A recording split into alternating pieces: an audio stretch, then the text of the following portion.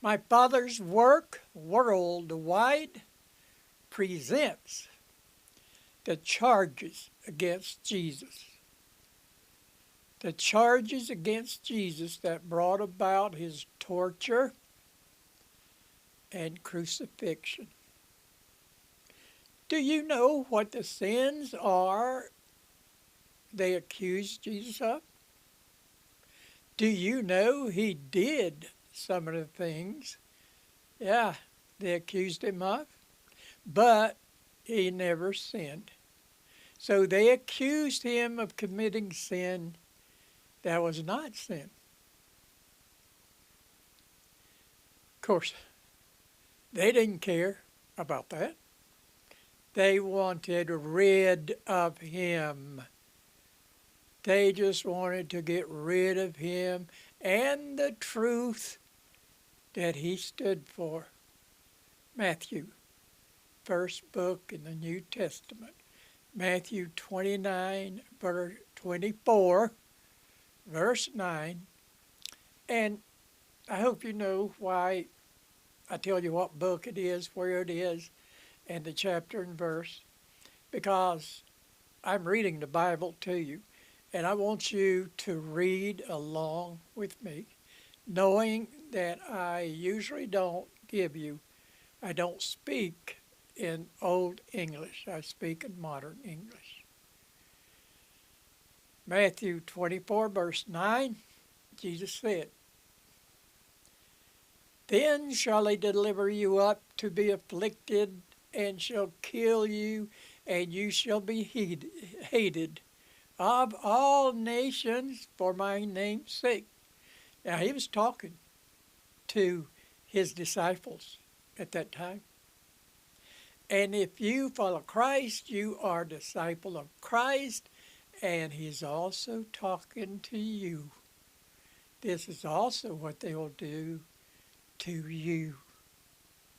If I was working for your church and you didn't like what I say, I'd have to change what I was saying from the Bible and preach to soothe your itching ears.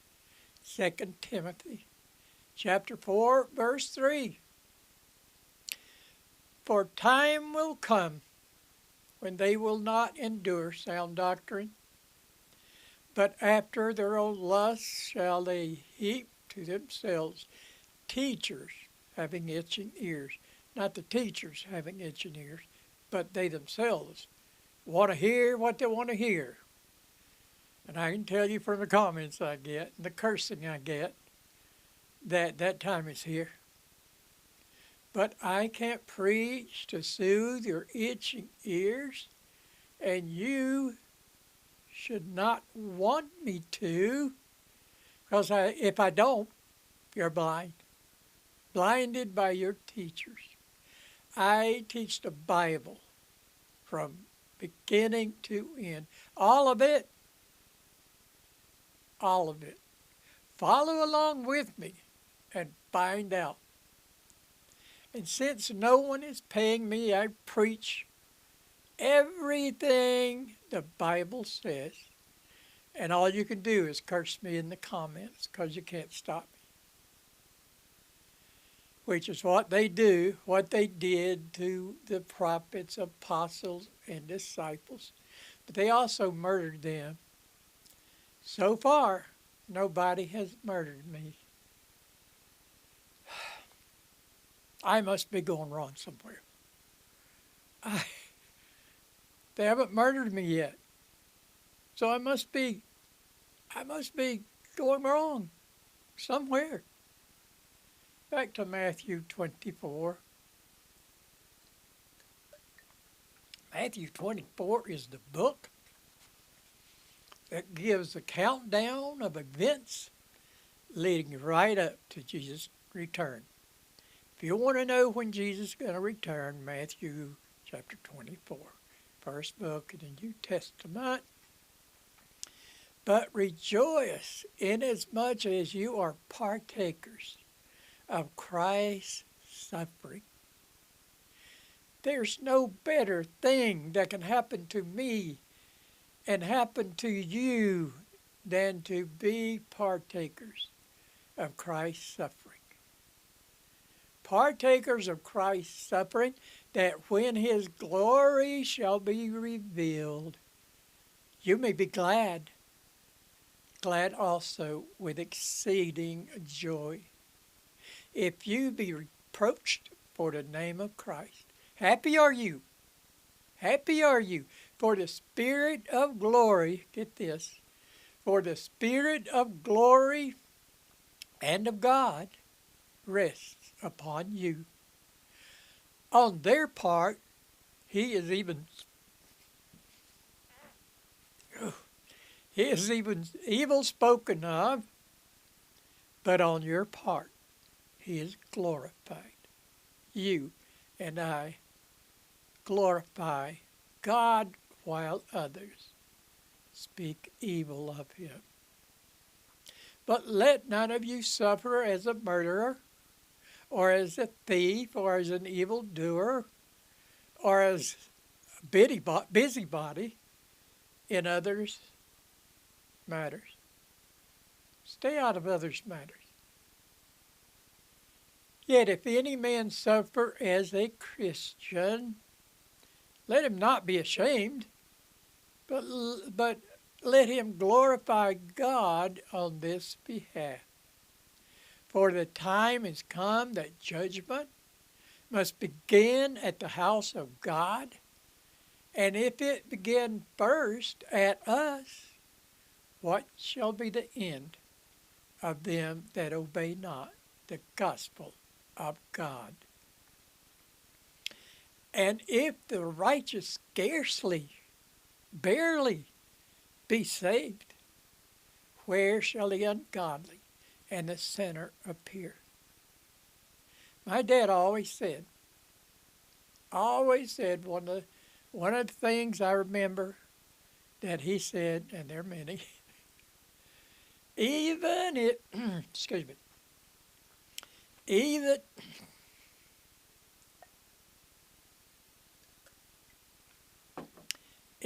if you know you're saved, don't be too sure.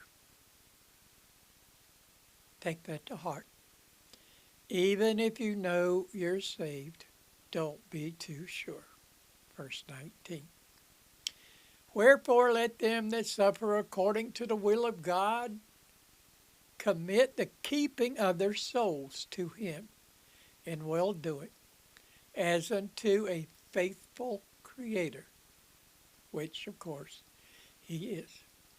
Now the charges against Jesus, what were the charges? For his preaching the gospel. That's why this all happened. Well, also for our salvation. But the reason they hated him, persecuted him, and had him murdered was because he preached the truth of the gospel. If you do that, you're going to rub some people the wrong way. And I say, boy, are you going to rub some people the wrong way.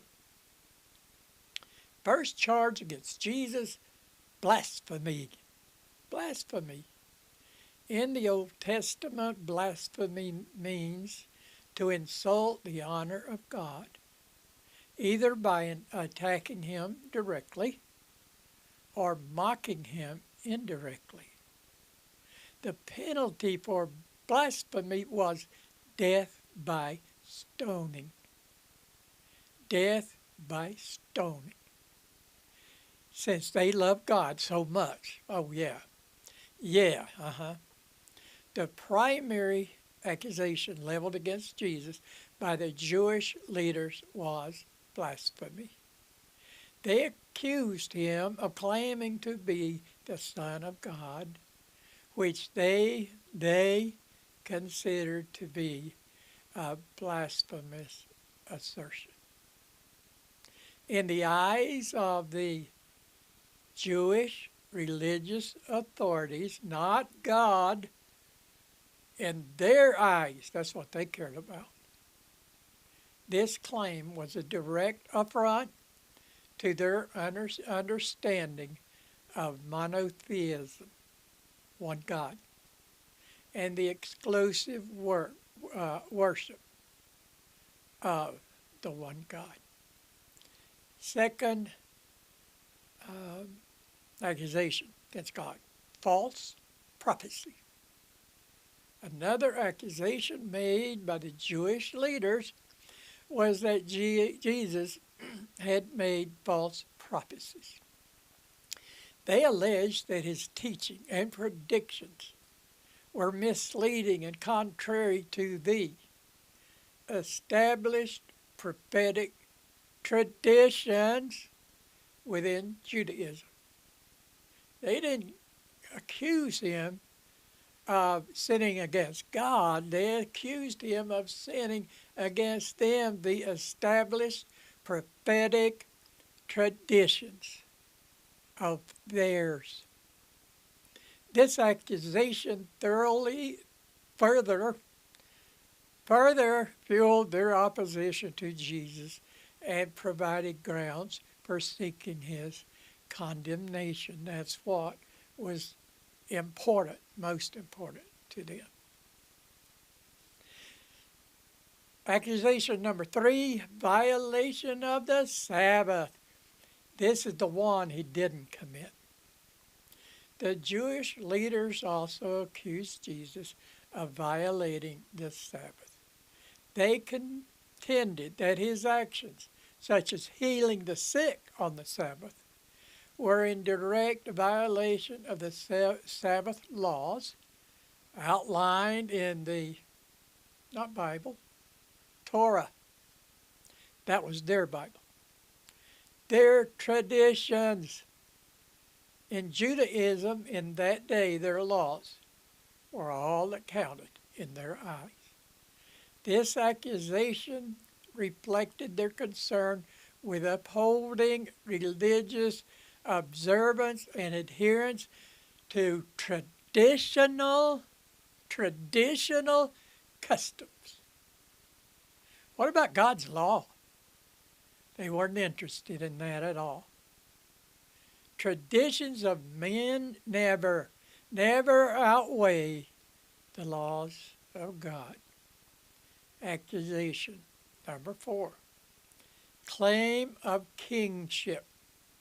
Additionally, the Jewish leaders accused Jesus of claiming kingship, which posed a threat to the authority of the Roman Empire. Their enemies, the empire that ruled over them, had conquered them and ruled over them.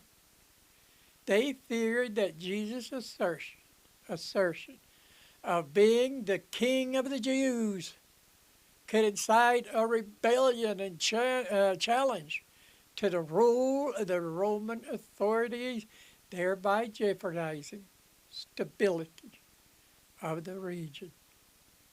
If you notice, they are giving the authorities no out. They're wrapping him up in a nice, neat bundle so that the religious, or the, not religious, but the Roman authorities could resist the murder of Jesus. The accusations made by the Jewish leaders against Jesus Christ were instrumental in shaping the course of events that led to his trial and crucifixion. These charges not only reflected the religious and political tensions of the time, but also underscored the profound impact of Jesus' teachings and actions on the established religion and societal norms. Nothing to do with God. Accusation number 5. Accusations number 5. Violation of Roman law. Not God's law. Not God's law. They're conquerors. The ones who own them. Who control them. The Jewish, see, they were using the Roman Empire to murder Jesus. They were using them to do something they felt they couldn't do. The Jewish leaders represented Jesus to Pontius Pilate, the Roman governor, with allegations of violating, Roman law. They can't accuse him of violating God. Only their conquerors, Roman law. They emphasized that Jesus' claim of kingship posed a threat to the authorities of the Roman Empire, insinuating that he was fomenting rebellion against their enemies, the Roman Empire. This accusation aimed to provoke the Roman authorities to take action against Jesus, leaving the political implications of his purported claim of kingship. Accusation number 6, the sixth accusation against Jesus, undermining Roman authority. The Jewish leaders sought to persuade Pontius Pilate that Jesus' teachings and growing influence among the people posed a direct challenge to Roman authorities in Judea. They portrayed Jesus as a potential instigator of unrest and sedition. And if we've read the New Testament, we know what a lie, what a major lie that is. Highlighting the perceived threat he posed to the stability and control maintained by the Roman administration. By framing Jesus as a threat to Roman interests, the Jewish leaders aimed to secure Pilate's intervention in dealing with Jesus. Accusation number 7, inciting unrest. Inciting unrest. In their allegations to Pontius Pilate, the Jewish leaders depicted Jesus as a figure who incited unrest and dissent among the people. They highlighted instances where Jesus' teachings and actions had garnered significant support and following, portraying him as a potential catalyst for civil disturbance.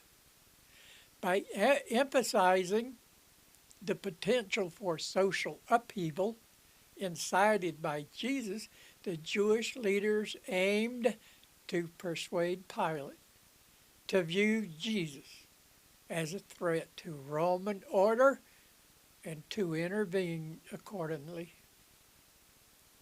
The allegations presented to Pontius Pilate by the Jewish leaders were strategically crafted to appeal to the Roman governor's concerns regarding political stability and the maintenance of Roman authority in Judea. Their accusations sought to frame Jesus as a threat to both Jewish religions, Jewish religious sensibilities. Oh, pardon him. Jewish religious sensibilities and Roman political interest, ultimately influencing the course of the proceeding that led to Jesus' crucifixion. Number 8, treason. See, they're covering everything very well, leaving no out for the Roman authorities to crucify, to allow crucifixion of a man they could find nothing against.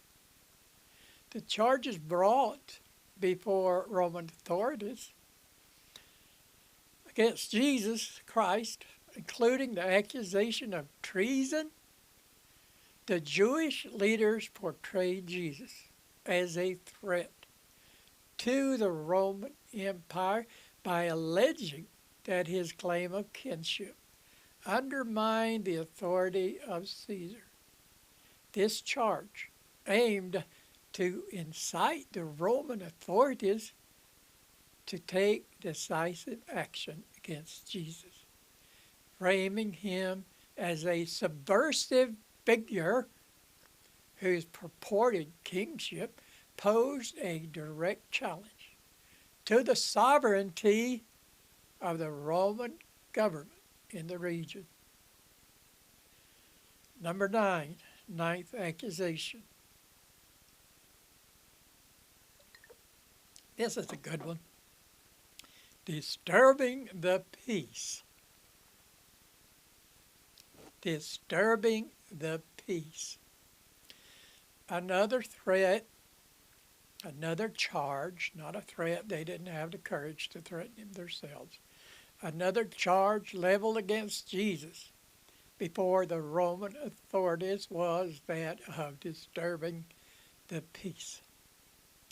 The Jewish leaders sought to depict Jesus as a source of potential